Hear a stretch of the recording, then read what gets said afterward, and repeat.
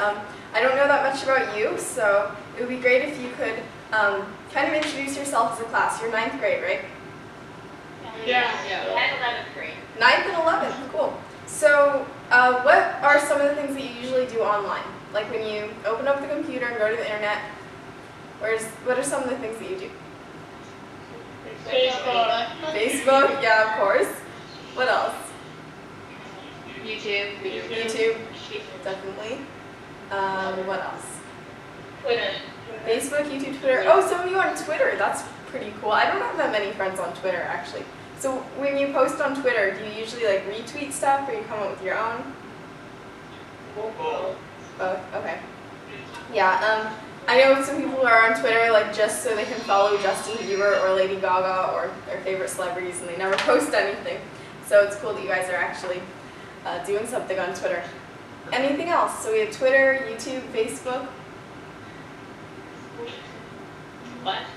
School websites. School websites. Okay, I love how there's Twitter, there's YouTube, there's Facebook, and then there's school websites just pushed off to the side, last thing you think about. Well, today we're not going to be talking a tremendous amount about researching, but it will be a little bit. So thinking of the school websites that you use, how you evaluate information. So when you're doing a Google search and you're looking down at the results and you decide what to click on, do you just click on something because it's first? Or do you look at, say, the name of the website and stuff like that? First. Whatever's first. Okay, so today we're going to be looking at some things that will help you evaluate websites when you click on them a little bit beyond what their search ranking is, which can be useful. Oh, and before I forget, I should also introduce myself. Have you guys watched my TED Talk? Yeah. Oh, cool. So you already know a bit about me. I published a book, Flying Fingers and Dancing Fingers. And now I do a bit of speaking. So you saw my TED Talk, and I've been going to other conferences. That was 2 years ago. I'm 14 now, so I've grown a little bit. And hopefully gotten wiser. Although I still manage to keep in touch with my childish side. So, digital citizenship. What do you think digital citizenship means? What would be your definition of digital citizenship?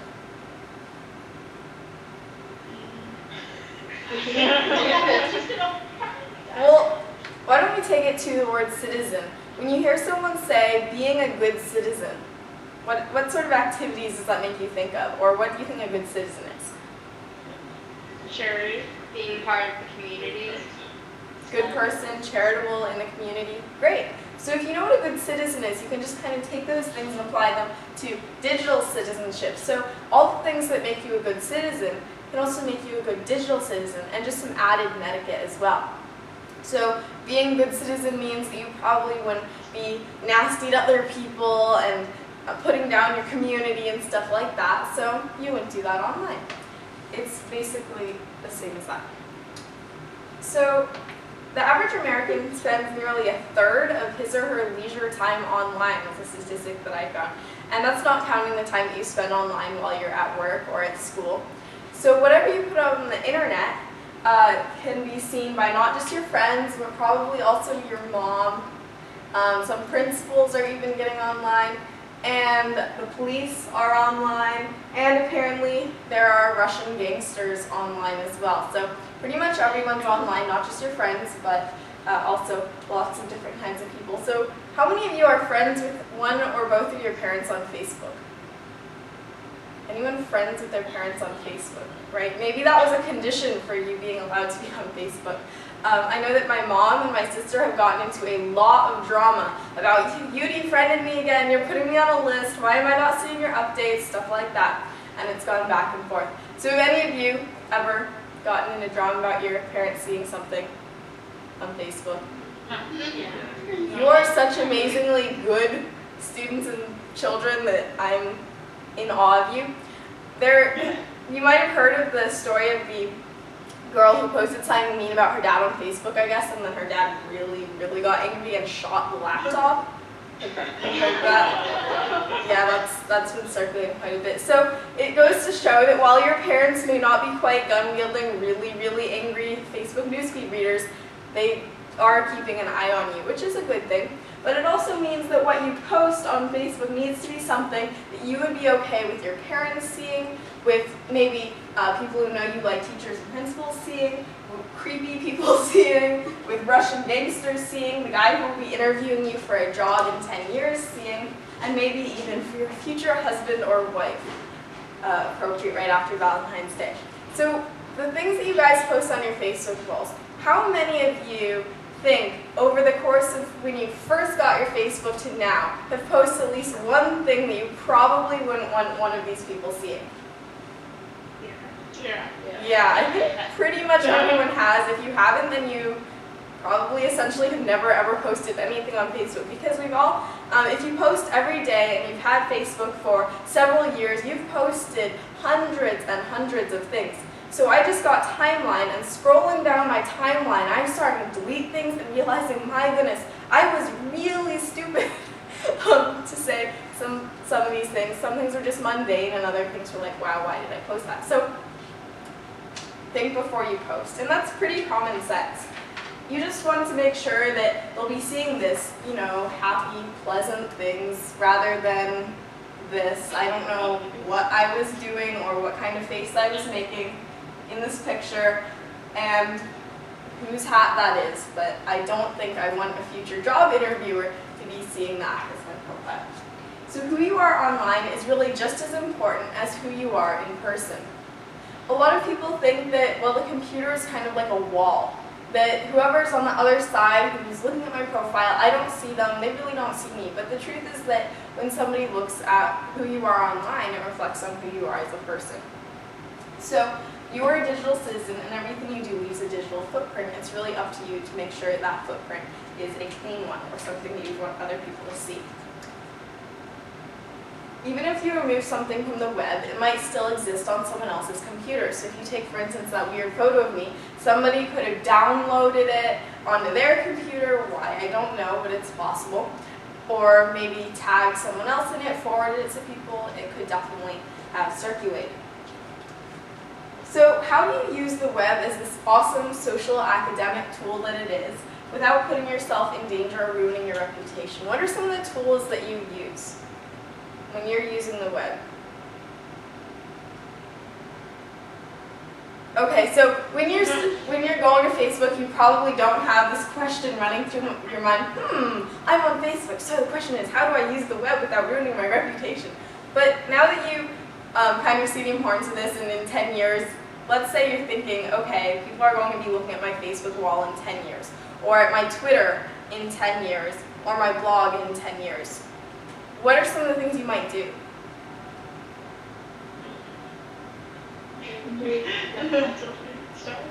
Think what you're about to post. You think about what you're about to post. Yeah, you might clean up some of the stuff that you've posted before. One of my Facebook friends often posts really witty statuses, but occasionally it'll have like profanity or something. And so he said, I'm about to go into a job interview. Now, task, must clean up Facebook for swear words. So it was like delete, delete, delete. But even that can be kind of hard to do because, again, people might have copied it, people might have quoted him and on their profile or something like that. So you can definitely do cleanup work, but it's best to take that preventive attitude and not post things you'll regret in a few years. How do you know what's safe and what's not? So for you guys, has the fact that like privacy concerns, has that ever been concerning to you? Yeah. So what are some of the privacy concerns you've had, like with Facebook, Twitter, blogs? People just seeing everything? People seeing everything. Yeah, that's definitely a big problem. Another thing is that the companies themselves, because they have a lot of information, have any of you seen the personalized ads?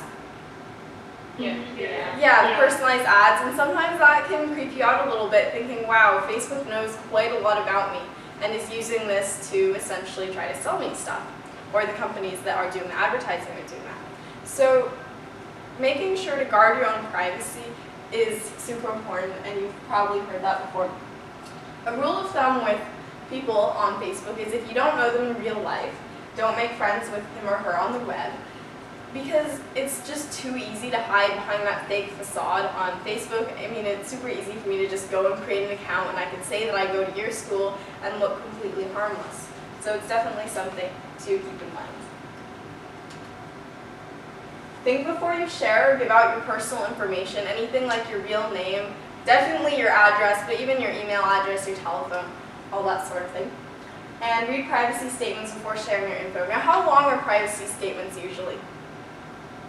Really long.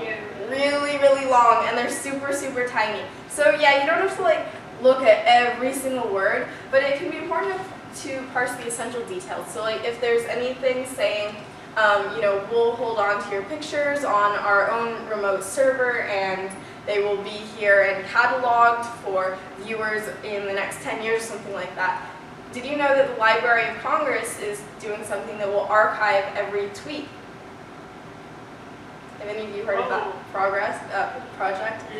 So, and actually there have been a lot of jokes about it saying, you know, the Library of Congress is really going downhill if they're going to catalog the tweets of Kim Kardashian and Paris Hilton instead of focusing on great books, but it's actually something that has really important privacy implications because suddenly things that are posted on Twitter that get retweeted can become not just your or my private thing, it can be something that our future great-great-grandchildren will read in the Library of Congress, which is pretty interesting to think about. I'm not entirely sure if everything that I've tweeted I want to end up in the Library of Congress. So read the fine print and tell a trusted adult if someone online is making you uncomfortable. I know it can be a bit, you might feel a bit weird about bringing this up, but it's really important. Now, after my TED Talk, a lot of people friended me on Facebook. I actually got like hundreds of friend requests, and a lot of them were from people that I didn't know or had never heard of.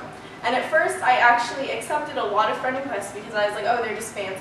But then there were a few people who would be, well, I wouldn't quite say stalking, that's putting it a little far, but who would just read every single post, like every single post, comment on every single post, would basically follow what I was doing with a stalker-like, I guess, passion, which really weirded me out. I was, 13, and so this was not something that I really wanted. So I've had a few run-ins with people where I've seen directly why you shouldn't be friending people that you don't know and how people can really make you uncomfortable.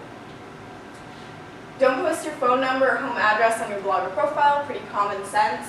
And it's just anything that can be used to identify you. So even if you post something fairly innocuous, you might think, like, let's say your email address. If someone Googled your email address, then they could probably find your name because you might have put your name along with your email address somewhere else. And if you follow these basic safety rules and learn how to spot tricksters, the web can provide amazing photographs, source documents like journal entries and letters, treasure troves of accurate information. So what are some of the resources online? So when you have a school project, where do you go? What are the sites that you trust? Wikipedia. Wikipedia. I love how that's the first site that you trust. Here's the thing with Wikipedia is that, and you've probably heard this from your teachers, is that everyone can edit it.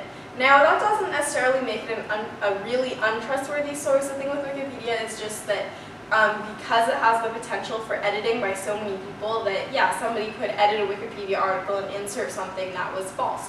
Why do you think someone might want to insert something that was false? Mess with you. Mess with your head. To mess with you, that's definitely one possibility. Some hackers just do that for fun. But what's another possibility?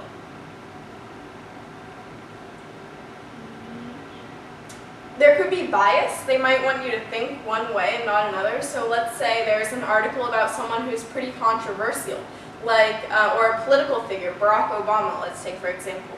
If a group of people who are who really didn't like the Wikipedia article on Barack Obama and thought that it didn't say enough about, I don't know, what's something bad from Barack Obama's past?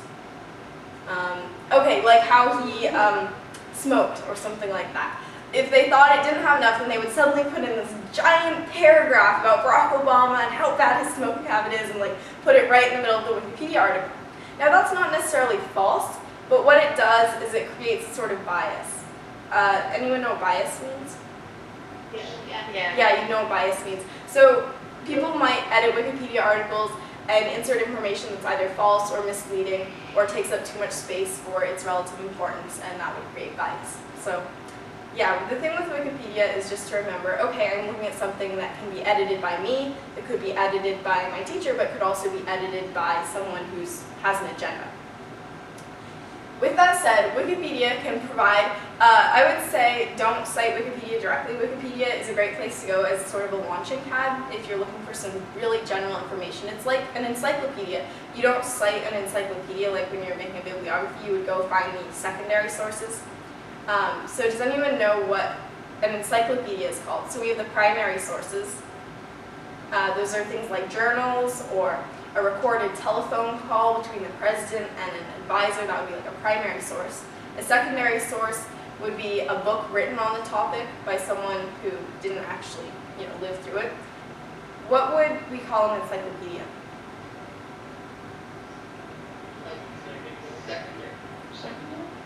Not quite. An encyclopedia is actually something called a tertiary source. So kind of like first, second, third, which is why you often don't cite information from encyclopedias directly in like a research paper, because tertiary sources are ones that are edited by multiple people that are usually more general, whereas secondary sources can be more specific. So that's something to remember when you're on the web. Even though they're not hardcover books, you can still say, okay, is this website providing a primary, a secondary, or a tertiary source? So Wikipedia would be a tertiary source. What's a website where you could find some primary sources? Something .gov. Yeah, .gov.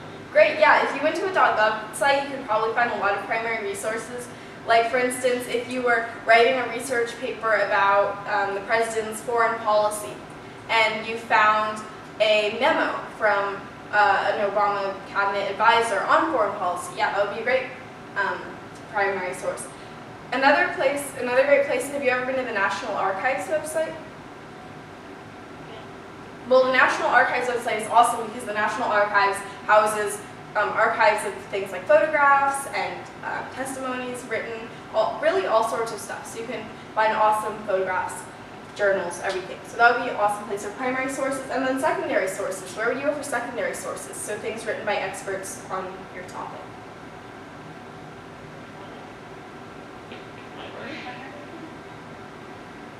I'm sorry?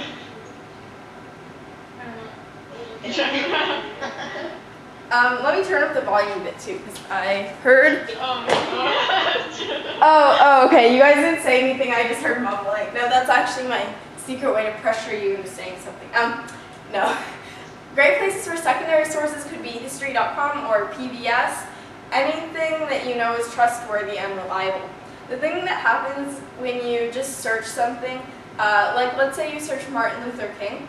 I'm hoping that Google doesn't solve this problem, but if you search Martin Luther King, one of the results was a website about Martin Luther King that was actually created by a white supremacist group called Stormfront, and so it had a lot of really blatantly misleading information about Dr. King, which was obviously not cool because then there are these third graders who are doing their little reports on Martin Luther King right before Martin Luther King Day and stuff like that, and they're seeing this information that isn't true and that's very misleading. So beware of just clicking on something because it's the top result, and if something doesn't look right, make sure to find the errors. And if there's a lot of errors in the website, you realize that it might compromise how good the website is overall. Websites created by organizations or people that are unfamiliar to you are questionable. So if you think that the organization behind a website is really fishy, that's something to be aware of. And just as some people create hoax profiles for nefarious purposes, so maybe some of your friends have created a hoax profile before just for fun on Facebook. Well, people can create hoax websites too, and they can actually get really popular. So let's take a look at one. Okay, I'll just type this in, or maybe I can just copy it. Have any of you ever been to the boilerplate robot website? No. It's actually a pretty cool website, or I should say robot exactly. It's so it says boilerplate as soldier. Let me zoom in a bit. The mechanical man participated in most of the conflicts of its age, either as an observer or as combatant. So it was watching or fighting. So this is boilerplate, the mechanical man, and you can see he's made out of metal and he has a little gun and it looks like a gas mask, almost. So, apparently, in 1898, he was in the Spanish-American War. Look, there he is with Teddy Roosevelt. Pretty awesome photo op right there. And here he is in 1904, the Japanese-Russian War. And there he is surrounded by a group of soldiers. 1916, the punitive expedition against Pancho Villa. There he is with Pancho Villa. And 1918, World War I, look at him. So, here are all these hand-colored photographs of him with the soldiers. And so, yeah. Now, you're laughing because you know that this isn't real, right? Mm-hmm. Yes. Yeah. Now, does the website look like something that somebody could probably, if they hadn't been warned it was a hoax website beforehand, could maybe think, huh, this is really interesting, this looks real? Yeah. Yeah, probably so. I mean, it looks like a pretty legit website, and I mean, he's with Teddy Roosevelt. How fake, I mean, how could you fake that? Well, yeah, you could totally do Photoshop and make it look grainy and old. But the point is that some people create these hoax websites, it's fun, and we're laughing, but if somebody looks at this and gets misled and is writing their 200-point research paper on boilerplate, then yeah, that might not be so entertaining anymore. So, always making sure that what you're looking at is a real website. Pretty basic, but yeah, it's actually kind of important.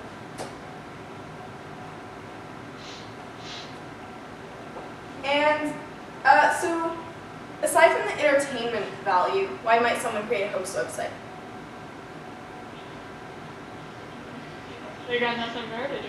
If you've got nothing better to do, that's right. You know, I don't care about going outside and taking a walk, or I've had enough of watching Keyboard Cat on YouTube. You know what? I'm going to make a hoax website, because that's what I do when I'm bored.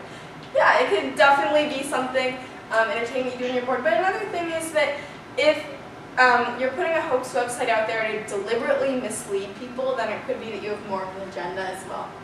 So that's something more like that a shady organization might do to try to spread biased information. So before you use information from a website in a school project, make sure that the website is reputable. And it's also worth checking out who made the website, what organization is behind it. A lot of times you'll go to a website and it might be sort of an offshoot of a larger company or group. If a web organization is unfamiliar, you try typing the name of the organization into a search engine and seeing what comes up. So if the organization gets a lot of controversial results, or people saying things like, oh, so-and-so is distributing information that's untrue, or they're biased, they're politically extreme, things like that, then it would be probably biased source. The same trick works really well for web authors. If you find an interesting article on the web, then you can just type the author's name into a search engine, find what pops up, and whether they're a credible source, whether they have the knowledge necessary, the credentials necessary to be an expert. You could also type their name into, say, Amazon and see if they've written any books on the topic. That's a good thing to do. So the rule of thumb is to choose a good search engine and narrow your search. So let's say that you are writing a paper about the history of Paris, France. So I'm going to go to Google and search Paris. Now, when you search Paris, you get Paris travel information, you get the Paris Convention Visitor's Office, you get a map, down here there will be Paris Hilton as well. So what should I do if I want to get more specific information that works better for my research paper? Advanced search. Advanced search, awesome. So, where is advanced search? Arrow down. Oh, there we go. Thanks. So, I could search, instead of just Paris, I could have Paris history. And I could, let's see, take English. And then I could also search within a site or domain. So site or domain, say youtube.com would be a site, or a domain would be .com, .org, .edu, .gov. What kind of domain do you think I should search here? .gov. .edu. Okay, great. Let's start with .edu and try this advanced search. Awesome. So now I have all these things about Paris history really directly.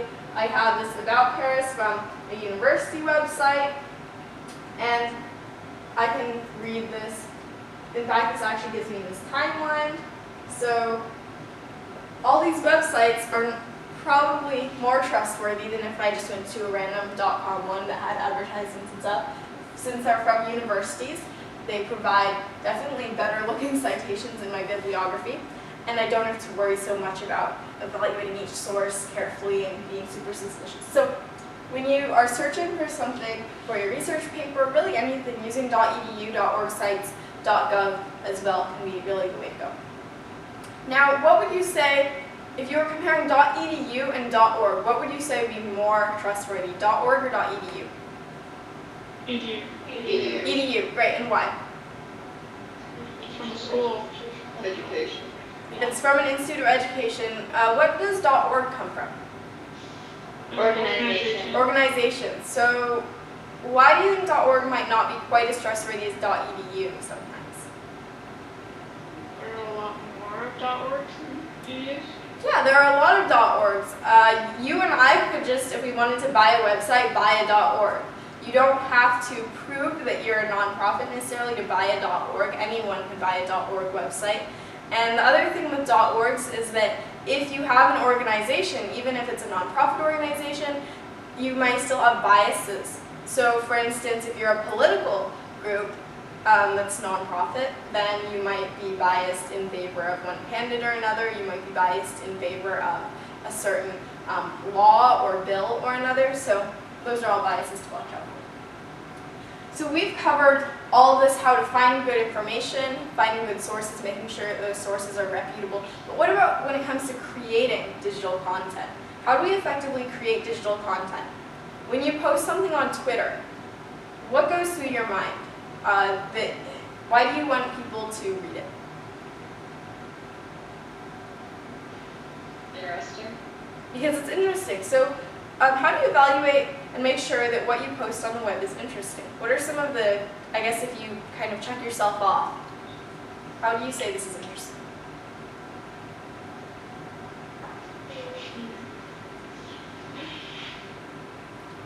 Okay, so if I post a sign on Twitter like, OMG, my cat just peed on the carpet, would you find that interesting? Really? Not really.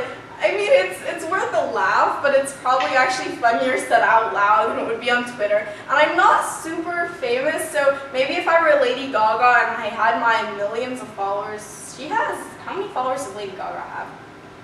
A ton. A lot. She has more than 1 million by a long shot. So if I were Lady Gaga and I posted, OMG, my cat just peed on the carpet, maybe there would be people who actually cared because they just are really, really into Lady Gaga and everything that her cats do, if she has cats. But if I'm just me with my 3,000 followers that I think who probably don't want to hear that much about peeing cats, then I should stay away from that. That's why really cultivating your followers and knowing who follows you is a good idea. So imagine if today you suddenly receive an email and it says, the President of the United States is now following you on Twitter. How would what you tweet change? Would what you tweet change? Yeah.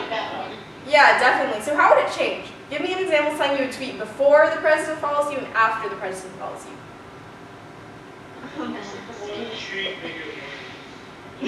That's smarter. You make yourself sound smarter and more interesting. Okay, so anyone want to be brave and tell me what you usually tweet, like now? What do you usually tweet about? What's the Twitter? Basketball. Sports. Okay, anything else? Arguing with your friends. Sports, movies, arguing with your friend. Yeah, sounds pretty much like what you put on Twitter. So what I want you to imagine, maybe you can only do it for like a week or a couple days, But imagine that you've just received an email and the President of the United States is following you, and for the next couple of days, write like the President is reading your every tweet.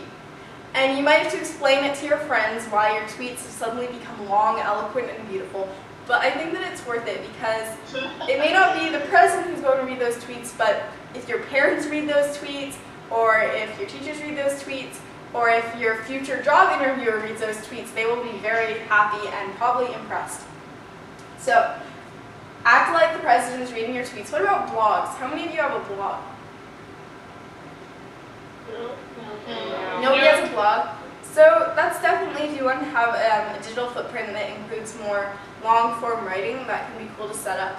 And if you don't want the entire world with creepy Russian gangsters and hackers and your parents to be reading your blog, you can always, on pretty much all the different blog platforms, you can set your blog privacy to private and then just select the people that you want to be able to read the blog. You can even have a private blog that's just for you. The thing to be aware of is that even if your blog, if you think nobody reads my blog, I can post whatever I want to on here, it's still traceable back to you. So unless you want to put something out there that will be around for 100 years, then you probably don't want to post something that looks incriminating, any photos that, don't make you look great. So back to the presentation. So we have Twitter, there's blogs, these are all ways of creating digital content. What are other ways of creating digital content? Have any of you ever made a YouTube video? Yeah. Yeah, you've all made YouTube videos. Okay, so what do you do in the videos? Dance? Oh my goodness, I have some of those too. My sister and I, we went through this phase in life where our idea of having a good time consisted of lip syncing to Britney Spears, and have any of you heard the Numa Numa song? Yeah. Yeah, lip syncing to the Numa Numa song. Okay, I really can't sing it. And Britney Spears and dancing around like we were crazy banshees. Now the bad thing is that we recorded every single one of those sessions and put them on YouTube and I think Facebook as well. And so now us dancing really crazily is out there everywhere. And my sister even has like hidden her channel now so that her friends can't go and dig it up and tease her about it.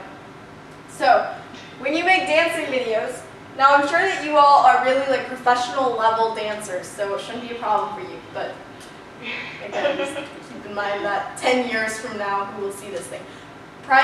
Making sure that you use privacy controls so that maybe if it's unlisted, that just your friends who you actually want to see it can see it instead of creepy people who are like, I like the look of these people dancing.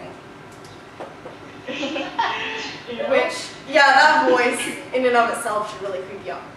So I know that you don't really have blog posts, but even on Twitter and Facebook, I know that you might say, well, 140 characters. Isn't that an excuse for a little bad grammar? No, not really.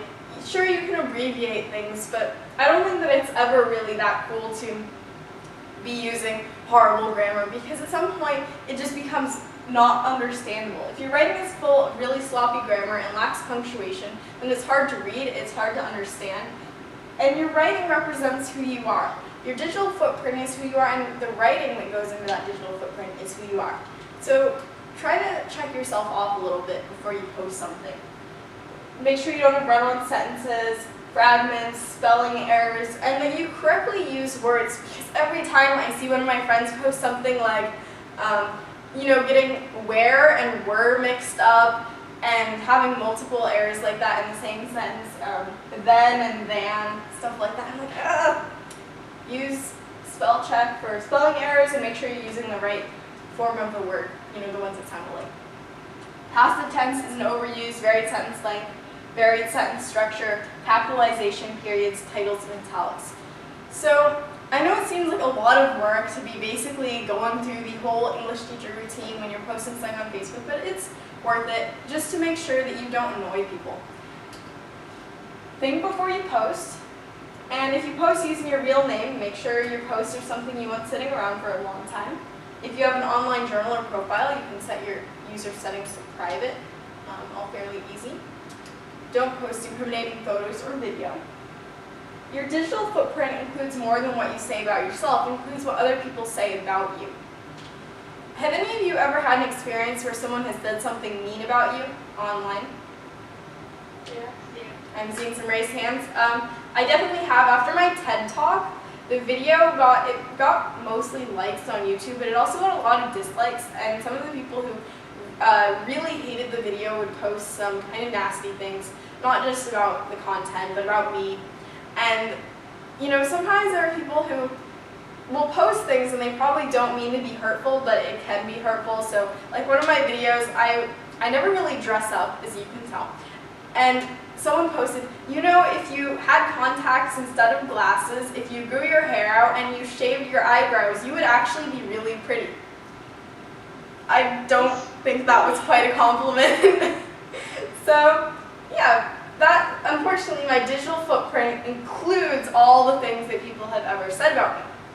Now, your digital footprint, or things that people have said about you, is probably a little bit smaller, but it can still be really important. So something that someone says is a joke, for instance, could be seen as something serious.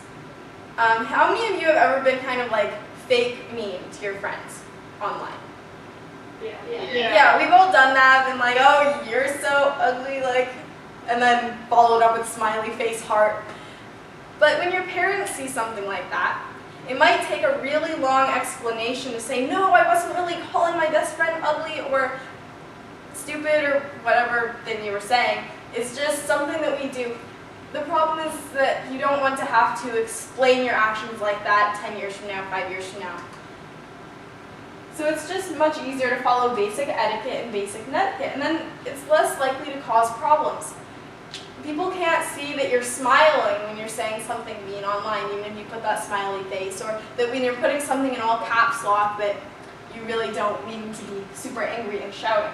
So what is basic netiquette? What are some of the rules you come up with to tell other people?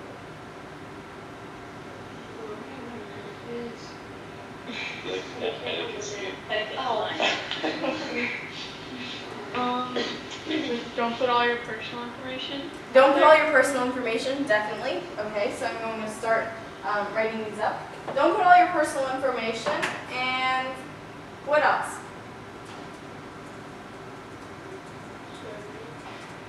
Vulgarity. Okay, don't have vulgarity.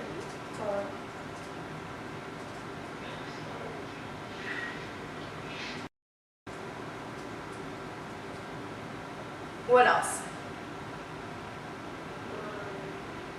Pictures, like, disgusting. No disgusting photos? Yep. I mean, we've really seen. Oh, I thought that was what you said. We've really seen enough celebrities get into trouble for what they've posted, so I think we should probably know better. What else? So these are all things that kind of protect us. What are things that would help us from hurting other people? Be nice to people. Yeah. It's essentially be nice to people. And remember that something that you post may not come across the same way in text as it does when you say it. All right, anything else?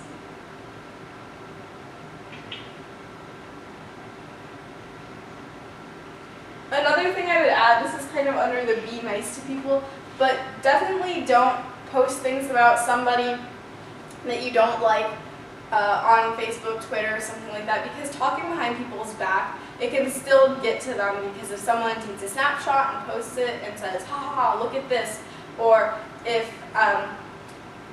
they are logged into someone else's account and they see it, then that could really be hurtful. I know a lot of people who will like take snapshots of chats that they've had on their iPhone or Android or whatever and upload them to Facebook, and suddenly everyone can see them. And sometimes the other person involved in those chats may not have known it was going online. So be nice to people, ask permission before you post photos of other people, especially if it's putting them in a compromising position. So just basic that.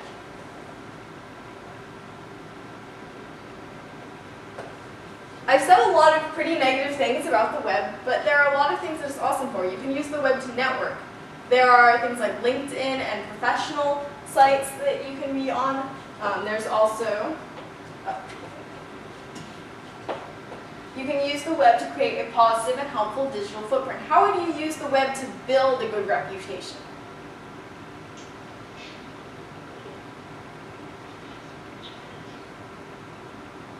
Like school. Yeah, school, doing a lot of school stuff online, on your Facebook maybe occasionally. You don't have to make it like braggy or anything, but you can occasionally post something about your academic achievement.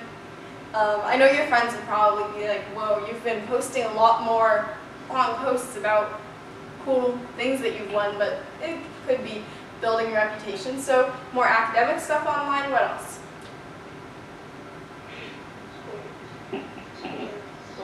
Sports, okay, so you could also say things about like your extracurricular activities, sports, clubs, all that to build up your online reputation.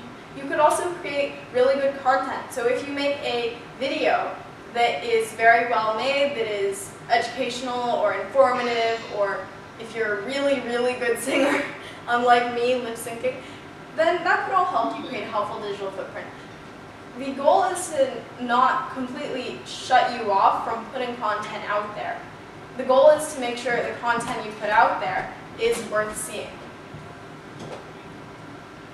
If you follow basic rules of etiquette and don't make enemies, then other people will improve your digital footprint by making positive comments and drawing attention to you. If people see that you're a nice person, will naturally be like, oh, so-and-so is a nice person, and comment with pleasant things and like what you post. And all that will help you build up that digital footprint that looks good. A good digital footprint can help you in the future.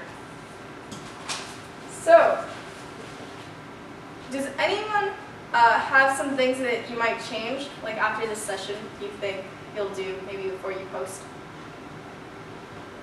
Yeah. Yeah. So, what are 3 things that you'll do? Think before Think before you write? Great. So, specifically, what are some questions that you might quickly ask yourself before posting? Is this hurtful?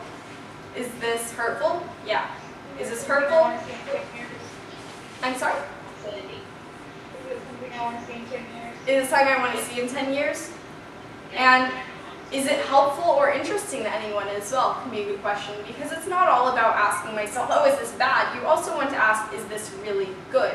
Because you can post something and it's not bad, but it might be that people are like, meh, at it as well. So posting things that you think are interesting and really worthwhile for people to see. So I'll show you a quick example of what my Facebook page looks like. And I'm still working on improving my digital footprint. Oh, okay, well, I'm not logged in right now. But people can see I have quite a lot of likes already. Okay. He turns really fast. Really fast. Yeah. Oh my God. So the amount of information that I have to show to the public is actually not super huge, but it's probably a little larger than you might want, just because.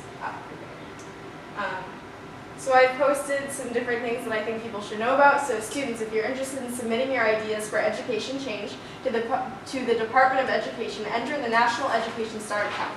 So I've shared links. This is something that I think probably is interesting to some people who are interested in education, so a lot of my friends. And also, it's not something that's going to hurt my reputation. I've also set up a few groups. I've shared some links. Let's see, what else have I been doing? You might, okay, so I posted quotes that I like. I bragged a little bit where I said, hey, I've won this contest. I changed my timeline picture to 6 degrees of free rice. So those of you who played freerice.com, it's the awesome World Food Program site where you can raise money for to feed the hungry.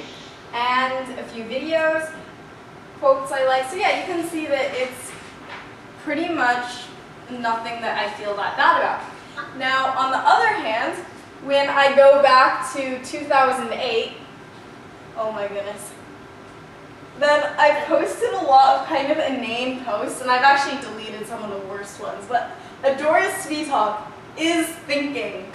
I mean, who wants to read that? I'm sorry. But it's like, Adora Sweetalk is celebrating a lot of snow. I guess that one's okay. But I would just put these things like is, do, and blank, and sometimes they weren't all that interesting. So this is why, especially with things like timeline, where you can go back and see how embarrassingly bad some of the things you posted were, then you can kind of educate yourself about what you might do differently in the future. Cool, so in summary, the thing to remember is that being a good digital citizen involves tying in some of the same traits that we use when we're good citizens. Okay, so now, do you have any questions that you'd like to ask? Q&A time. We've been pretty serious, so ask whatever questions you want. It doesn't have to be about digital citizenship. It could be about cats. I don't know. Are you homeschool teachers? Am I homeschooled? No, actually, I'm doing a combination of online school and public school this year. So I take 2 classes at my local school, Bremen High School, and then I also do classes online. This is the first day midwinter break, though. So, yay. Nice. Cool. And Ours is next week. oh, you have one next week. Cool. So are you in school on President's Day then? Are we? No. Oh, you weren't? Okay, so yeah, President's Day off, because that's a federal holiday, I believe, so I think I'm sorry to mess that off. So, Do you have any snow there? no, there's no snow. We actually had one big snowstorm, or it was big by our standards. It was about like 2 inches, I guess. That's what Washington State considers. Oh, okay, I know, yeah, that's... It's hysterical. What was your snow like? We didn't We didn't get any this year. We haven't had a lot at all. It's been a really bad winter. Yeah. We're used to a lot of snow. Yeah. Like 2 feet. Yeah. 2 feet? Yeah. Yeah. What? Wait, where are you? Vermont. Oh, okay. Now I realize why you were laughing. Yeah. So Vermont. Yeah, that definitely makes a lot of sense. I was wondering if you were in Alaska or something. Actually, my grandpa lives in New Hampshire, so I've never been to the Northeast when it's snowing though. We've only been summer and spring, so really mild. But I like Vermont. When my family took a little road trip around New England, then we went up there, we went to Ben & Jerry's and ate ice cream. Yep. And we had dinner in Montpelier. Do you say it with the ER like the French way or pronounced? Montpelier. Okay, good. I was worried that I was mispronouncing it. So yeah, I love Vermont. Cool. Any other questions? Anybody else? I don't think so. What Okay. grade are you in? No. What grade are you in? What grade am I in? I'm in 10th grade, but only because I skipped a grade, so otherwise I would be 9th grade or Ah. Yeah. Okay, well, what I would say now is if you want to find out anything more about digital citizenship, then you can always, there are plenty of great resources online. If you just search digital citizenship, maybe using an advanced search, you can find a lot. And always remember to think before you post. So if you want to find anything more about me, you can always go to my website, adoraspeetalk.com, and read writing, blog, stuff like that. And I hope that you all have a great day and enjoy cleaning up your digital footprint and making sure that you are walking safely from here on. That was a slightly extended analogy. Okay, thanks so much. Thank you very much. Thank you. Bye. Bye. Adios. Now you have to go to class.